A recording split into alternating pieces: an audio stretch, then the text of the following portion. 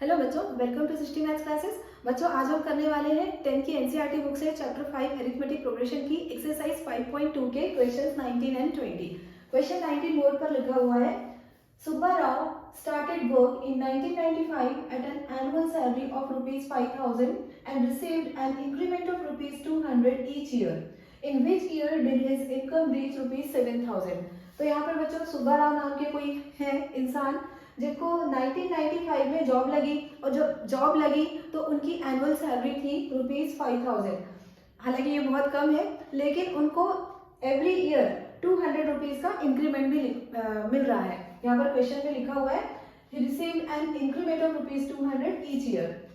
अब यहाँ पर आगे क्वेश्चन में पूछा हुआ है in which year did his income reach rupees 7,000। मतलब हमको ये फाइंड करना है कि कौन से ईयर में उनको सैलरी 7,000 रुपीज मिली है। तो यहाँ पर बच्चों एक एपी तो जनरेट होगा ही। फर्स्ट ईयर मतलब इन द ईयर 1995 उनकी सैलरी थी 5,000 रुपीज, फिर एवरी ईयर 200 रुपीज का उनको इंक्रीमेंट मिलता गया, जिससे ये सीक्वेंस जो है एक एपी फॉर्म करेगा। तो यहाँ पर देखते हैं हम सोल्यूशन। 19 इन द ईयर 1995 उनकी सैलरी थी रुपीज 5,000।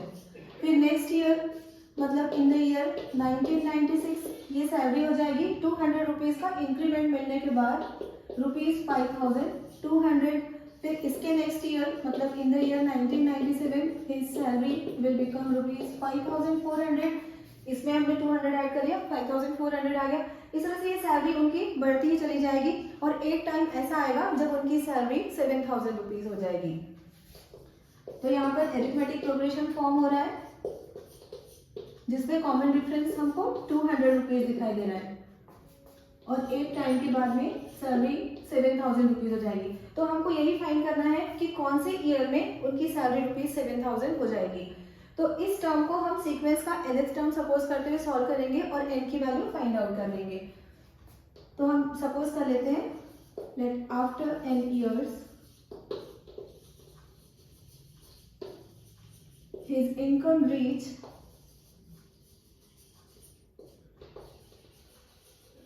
रुपीज 7,000। मतलब हमने सपोज कर लिया कि n ईयर्स के बाद उनकी सैलरी जो है वो रुपीज 7,000 हो जाएगी।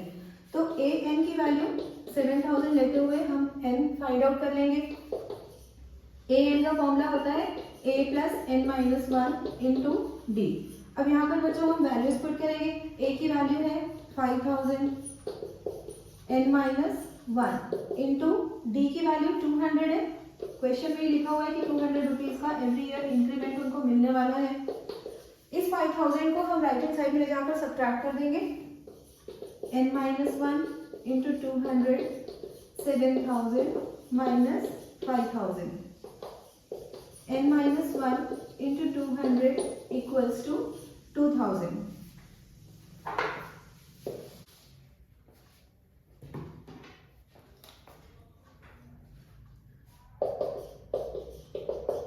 n माइनस 1 इक्वल्स टू ये जो 200 लेफ्ट हैंड साइड में राइट हैंड साइड में जाकर डिवाइड होगा।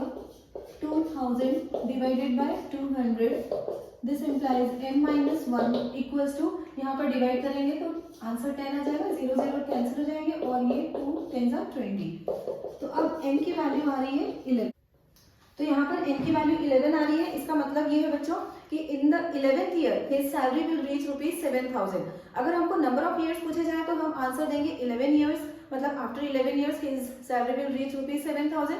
लेकिन अगर हमको वो ईयर का नंबर पूछा जाएगा तो ईयर का नंबर हम कैसे फाइंड करेंगे।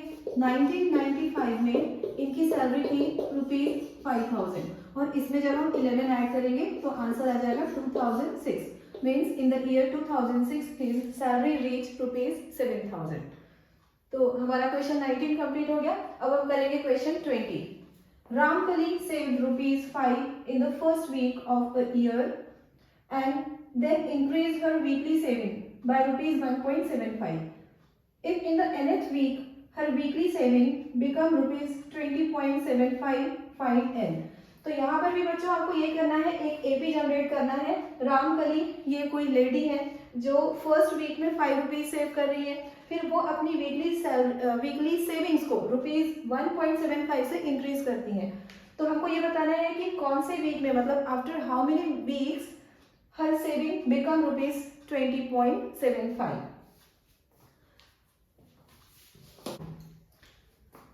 तो अब हम सॉल्व करते हैं क्वेश्चन 20।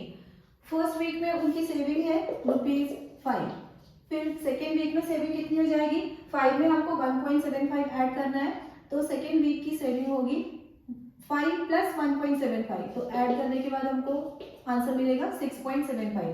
6.75 में फिर से 1.75 ऐड कर लेते हैं, तो ये आंसर आएगा 8.5।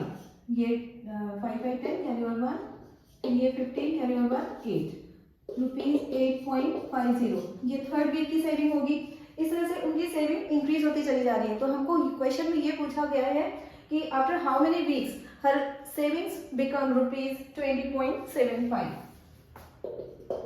मतलब इस सीक्वेंस का लास्ट टर्म हम 20.75 लेकर सॉल्व करेंगे क्वेश्चन को, और फिर से प्रीवियस क्वेश्चन की तरह से इस टर्म को सीक्वेंस का nth टर्म सपोज करते हुए n की वैल्यू हमें फाइंड आउट करनी है।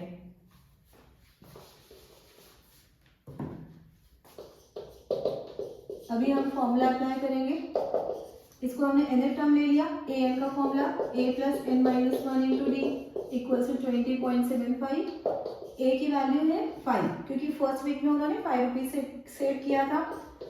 n - 1 × d, अपनी सेविंग्स को वो ₹1.75 से इंक्रीज करती जा रही है, तो d की जगह पे आ जाएगा 1.75 = 20.75। अब ये 5 राइट हैंड साइड में जाकर सब्ट्रैक्ट होगा। n - 1 × 1.75 = 15.75। n - 1 = 15.75 upon 1.75। ये नंबर लेफ्ट हैंड साइड में मल्टीप्लाई हो रहा है, तो राइट हैंड साइड में जाकर डिवाइड होगा। न्यूमरेटर और डिनोमिनेटर दोनों लाइक डेसिमल्स हैं, तो यहाँ से हम डेसिमल्स को रिमूव कर सकते हैं। ये मैंने डेसिमल्स हटा दिए। अब इनको हम कैंसिल करेंगे 25 के टेबल से। 25 7 जा 175 होता है, 25 6 जा 150, रिमाइंडर 7, 25 3 जा 75। फिर 7 से और कट करेंगे, 7 9 जा 63। n की वैल्यू मिल जाएगी आपको 9 + 1 = 10। तो आंसर आ रहा है 10, मतलब आफ्टर 10 वीक्स हर सेविंग्स बिकम ₹20.75। तो आज बच्चों हमने एक्सरसाइज 5.2 के पूरे क्वेश्चंस कंप्लीट कर लिए हैं, और अगले वीडियो में हम एक्सरसाइज 5.3 शुरू करने वाले हैं। अगर मेरी टीचिंग पसंद आ रही है तो प्लीज़ वीडियो को लाइक करिएगा, अपने दोस्तों के साथ शेयर करिएगा, चैनल को सब्सक्राइब जरूर करिएगा। Thank you so much for watching.